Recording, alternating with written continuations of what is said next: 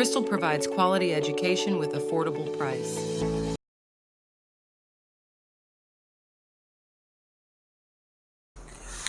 এখন আমরা ফ্রিকশনের যে টপিকটা নিয়ে ডিসকাস করতে যাচ্ছি সেটা হলো expression for the work done in sliding a body over a rough horizontal surface. তাহলে আমরা এখন এটা রাফ হরাইজন্টাল সারফেস কনসিডার করছি। যেহেতু রাফ সারফেস, তাহলে স্বাভাবিকভাবে এই সারফেসের সাথে যখন আরেকটা বডি রিলেটিভলি মুভ করতে যাবে তখন স্বাভাবিকভাবে দুটো কন্ট্যাক্ট সারফেস দিয়ে ফ্রিকশন ফোর্স কাজ করবে। ঠিক আছে, আমাদের বের করতে হবে ওয়ার্ক ডান কী করতে, বডিটাকে স্লাইড করতে। তাহলে ধরলাম যে বডিটা এখন এ পজিশনে আছে। ঠিক আছে, কোন পজিশনে আছে? লেটস সাপোজ এ পজিশনে আছে, এ পজিশনে আছে। ঠিক আছে, বডিটার weight W is equal to mg vertically downward. That means বডিটা গ্রাউন্ডের উপর কত ফোর্স দিচ্ছে? mg, বা ওর ওয়েট যত তত ফোর্স দিচ্ছে। গ্রাউন্ডও according to Newton's third law একটা রিয়েকশন প্রোভাইড করবে, যেটাকে আমরা নর্মাল রিয়েকশন বলে থাকি। ঠিক আছে, এখন আমরা বডিটার উপর একটা ফোর্স অ্যাপ্লাই করছি। তাহলে কত ফোর্স অ্যাপ্লাই করছি?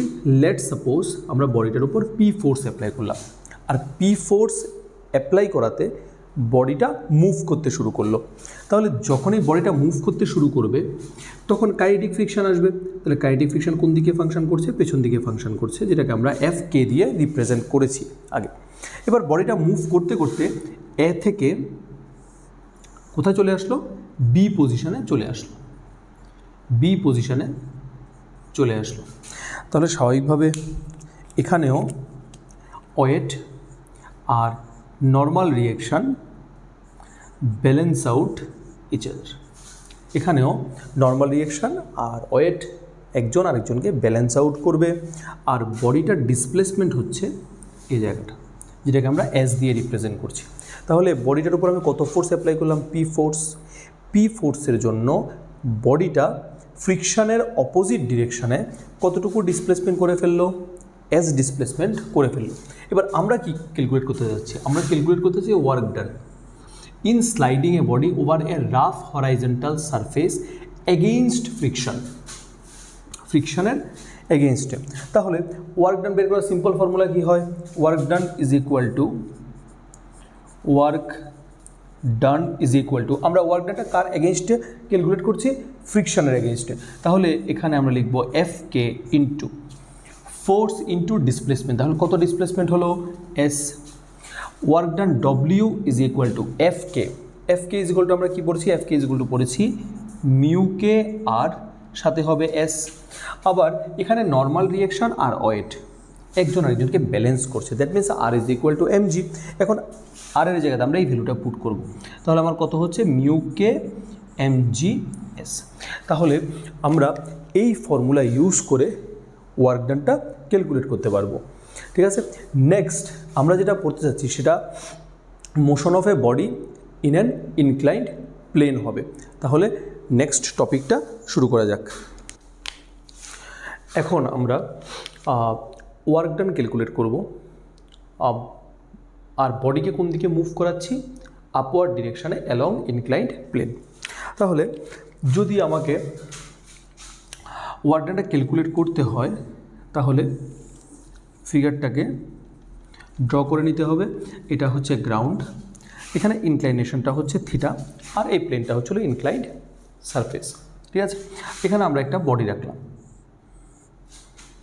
যার ওয়েটটা ভার্টিক্যালি ডাউনওয়ার্ড ফাংশন করবে।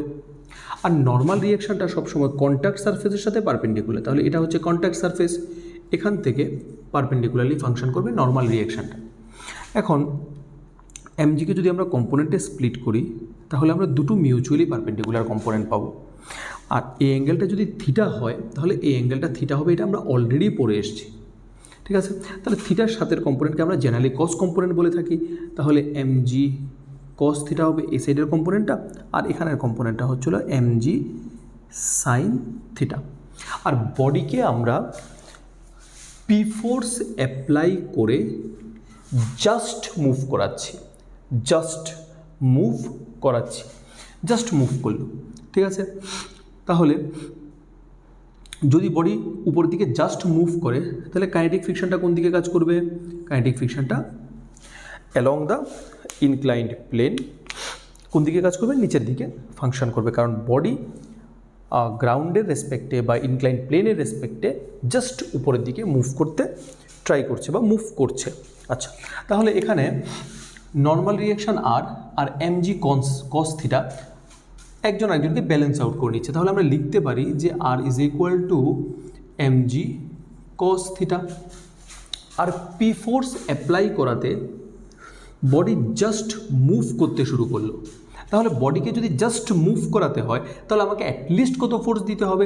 আমাকে at least P is equal to MG sine theta plus F K amount of force apply করতে হবে।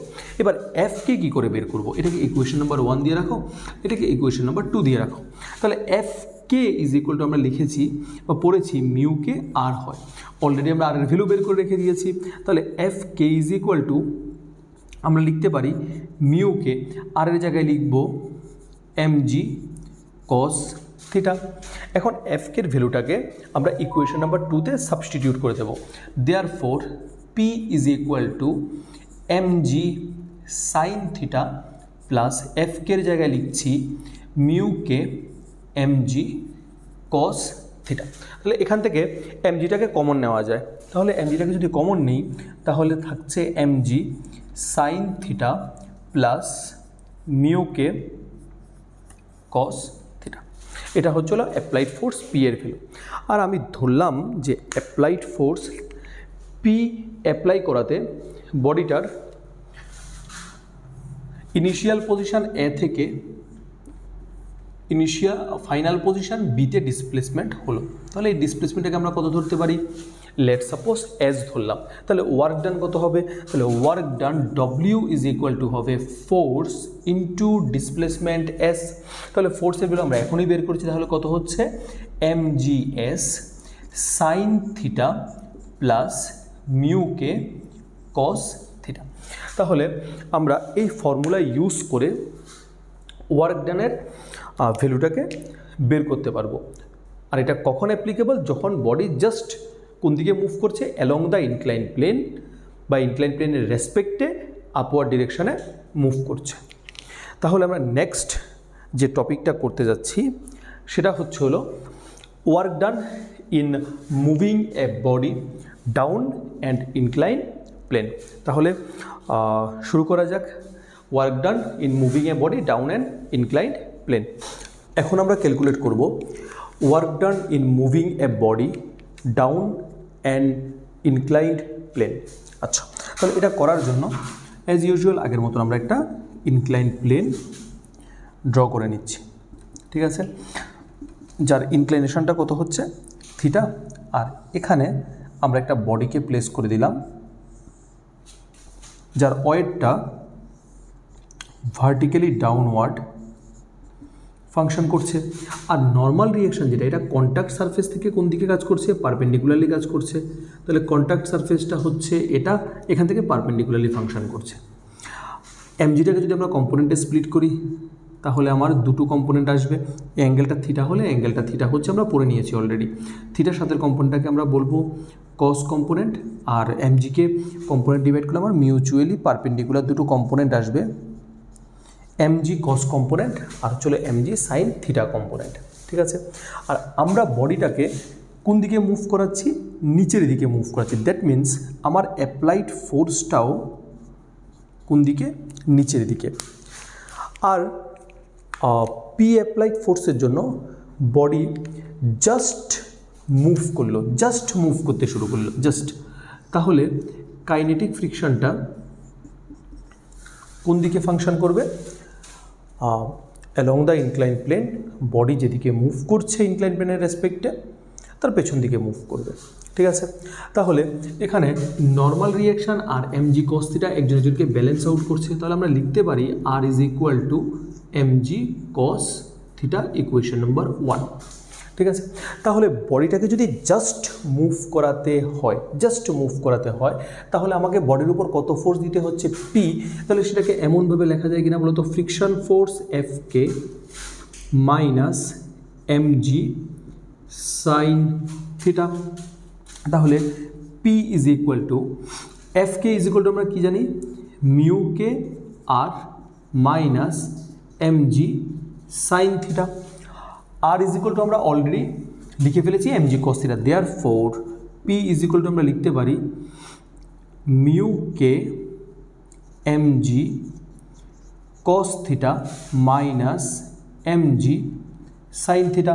তাহলে এখান থেকে আমি mgটাকে যদি কমন নিই তাহলে আমার পি ইজ ইকুয়াল টু আসছে mg মিউ কে cos theta minus sine theta. এটা হচ্ছিল আমার অ্যাপ্লাইড ফোর্স, যে বডিকে জাস্ট মুভ করাতে হলে আমাকে এত ফোর্স অ্যাপ্লাই করতে হবে। এবার এই ফোর্সটার জন্য আমরা ধরলাম যে বডিটা তার ইনিশিয়াল পজিশন এ থেকে নিউ পজিশন বিতে চলে আসলো, আর কত ডিসপ্লেসমেন্ট করলো, এস। তাহলে ওয়ার্ক ডান কত হবে, work done is equal to হবে ফোর্স ইন্টু ডিসপ্লেসমেন্ট। তাহলে ফোর্স পি ইন্টু ডিসপ্লেসমেন্ট কত, এস। পি এর ভ্যালু আমরা অলরেডি বের করে রেখে দিয়েছি, তাহলে আমার হচ্ছে mgs মিউ কে cos theta minus sine theta. তাহলে এই ফর্মুলা ইউজ করে আমরা ওয়ার্ক ডান ক্যালকুলেট করতে পারবো। কখন, যখন বডি নিচের দিকে জাস্ট মুভ করতে শুরু করলো। ওকে, নেক্সট যে টপিকটা আমরা পড়বো ফ্রিকশন থেকে, সেটা হলো যখনই কোনো বডি ইনক্লাইন প্লেনে মুভ করবে ওর অ্যাসিলারেশনের এক্সপ্রেশনটা কী হবে। তাহলে শুরু করা যাক next topic, acceleration of a body moving in an inclined plane. এখন আমরা ফ্রিকশনের যে টপিকটা নিয়ে ডিসকাস করছি সেটা হলো acceleration of a body sliding down a rough inclined plane. যখন কোনো রাফ ইনক্লাইন্ড প্লেনের মধ্যে দিয়ে বডিটা নিচের দিকে স্লাইড করবে তখন ওর অ্যাসিলারেশন কত হবে। তাহলে এটা করার জন্য অ্যাজ ইউজুয়ালি আমরা আবারও একটা ইনক্লাইন্ড প্লেন ড্র করে নিচ্ছি।